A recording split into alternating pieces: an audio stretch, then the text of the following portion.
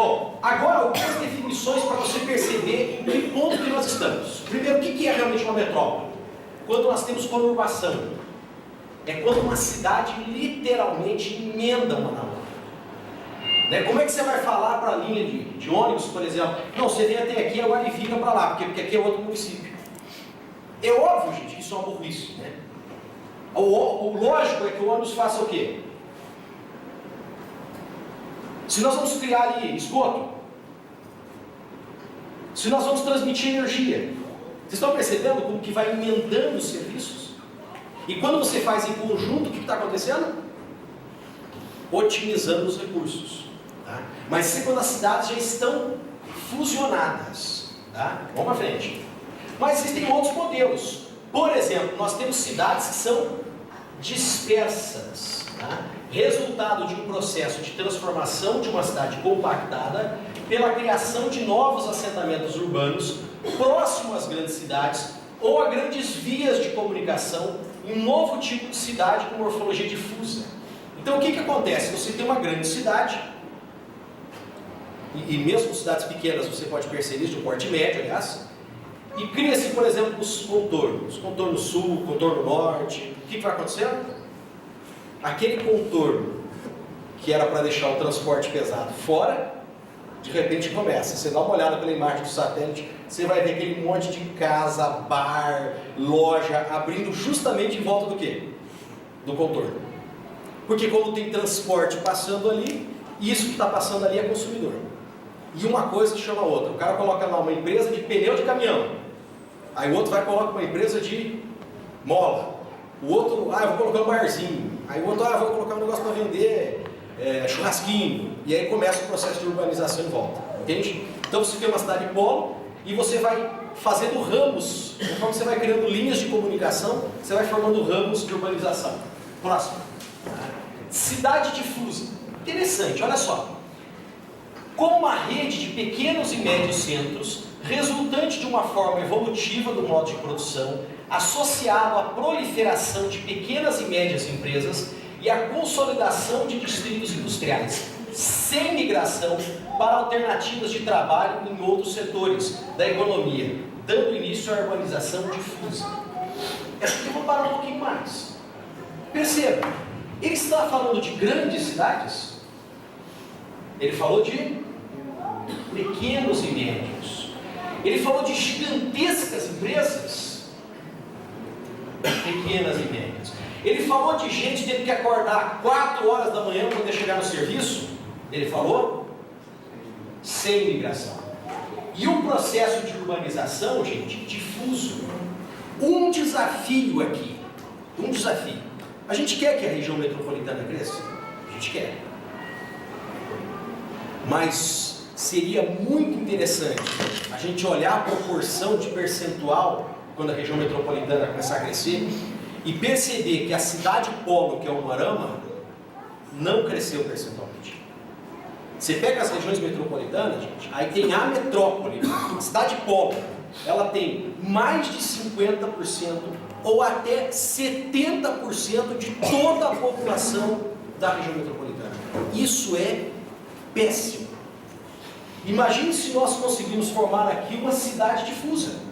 Isso seria a nossa região metropolitana. Não vamos emendar com ninguém. Nós vamos continuar com as cidades onde elas estão sem emendar, sem conurbação. E o detalhe, a cidade polo não vai ser a que mais vai crescer. Você imagina que se as outras cidades fossem crescendo com o quê? Com indústrias distribuídas ao longo desse espaço.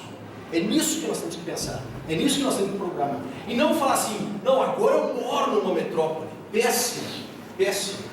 Inclusive, se for para a gente fazer um projeto de criar uma metrópole aqui, eu já tenho que pensar em transferir. Porque eu não quero viver numa metrópole. Eu quero viver num outro modelo de cidade. E eu gostaria que você começasse a pensar nisso. Tá? Vamos para frente, vamos lá. Temos a formação de megacidades, hipercidades, megalópolis. Não é isso o nosso sonho. Pode ir, mais um. Tá? Também temos cidade-região, que ela tem uma grande influência nos mercados globais. E o Umuarama pode ser isso como? Com centros de tecnologia, por exemplo. Nós podemos ser referência, nós podemos ter um aeroporto aqui com uma cidade de menos de 200 mil, vindo um monte de empresário e de gente comprar produtos aqui, conhecer parque tecnológico, estudar aqui na nossa região, vamos falar sobre isso também, né? E não precisamos ser uma cidade gigante para isso, tá? Próximo. Outra coisa também, tá? É que o governo brasileiro está se preparando, já tem isso dentro das suas políticas públicas, para desenvolver megas regiões. Essas regiões mega, elas podem ser tanto dentro de um país grande como o Brasil, como podem envolver mais de um país. No caso da região da Europa, por exemplo, são países pequenos. Próximo. Tá? Isso aqui é um cuidado que nós temos que ter quando você tem um crescimento de metástase. O que é metástase? É um câncer. A cidade começa a se espalhar, gente, sem controle nenhum. Aí eu pergunto, como é que você vai fazer um planejamento de transporte para isso? Vocês conseguem entender que ela vai ramificando sem controle nenhum? Que o custo de transporte fica extremamente elevado, né? Esgoto, água, tudo fica complicado. Olha aqui, interessante isso também, essa cidade arquipélago, é um modelo.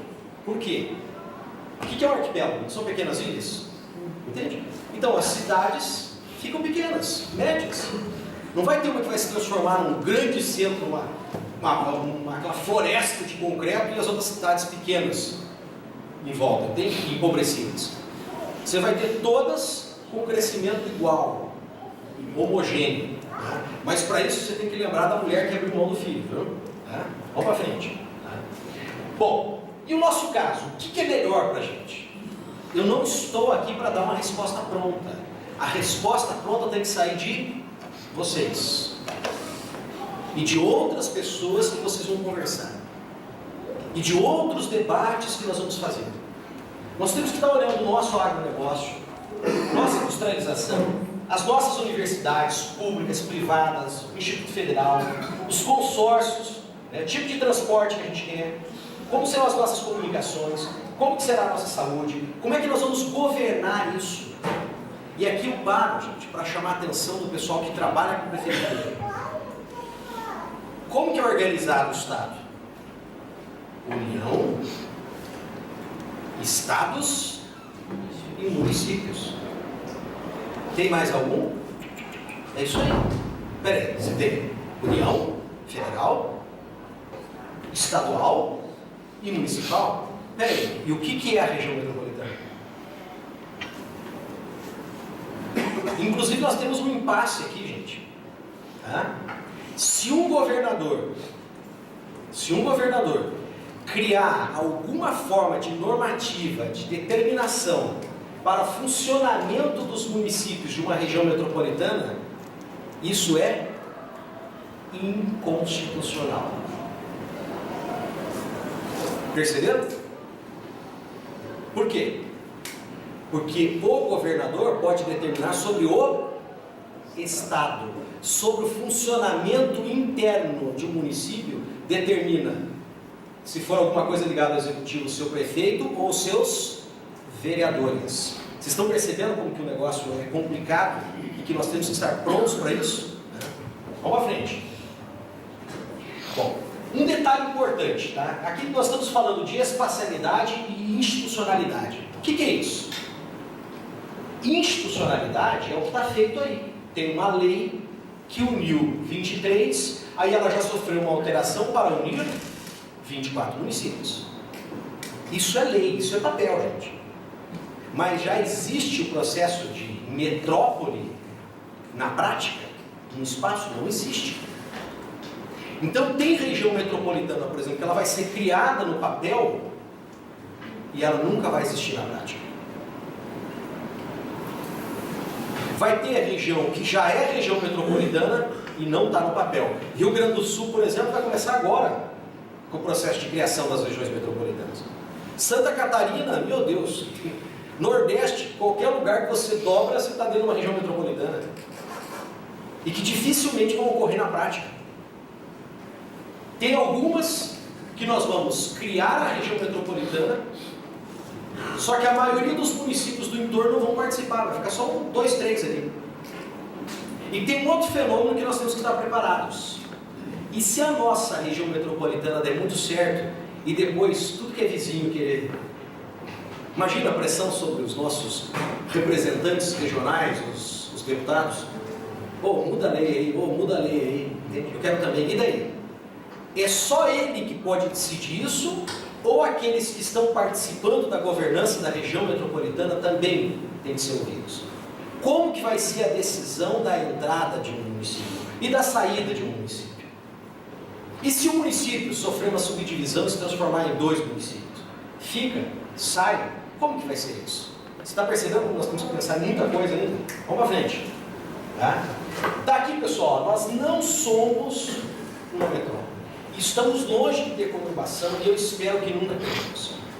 Nós podemos, no papel, ficarmos ali chamados de região metropolitana, mas nós podemos desenvolver um outro modelo completamente diferente e muito mais saudável. E quem sabe um dia as pessoas vão vir aqui para olhar que modelo é esse de desenvolvimento regional que nós implantamos. Vamos para frente. Um detalhe importante, isso aqui é extremamente importante. Talvez a maior mudança que eu vou propor, né? E lembrando, essa lei ainda, gente, ela pode ser modificada, entende?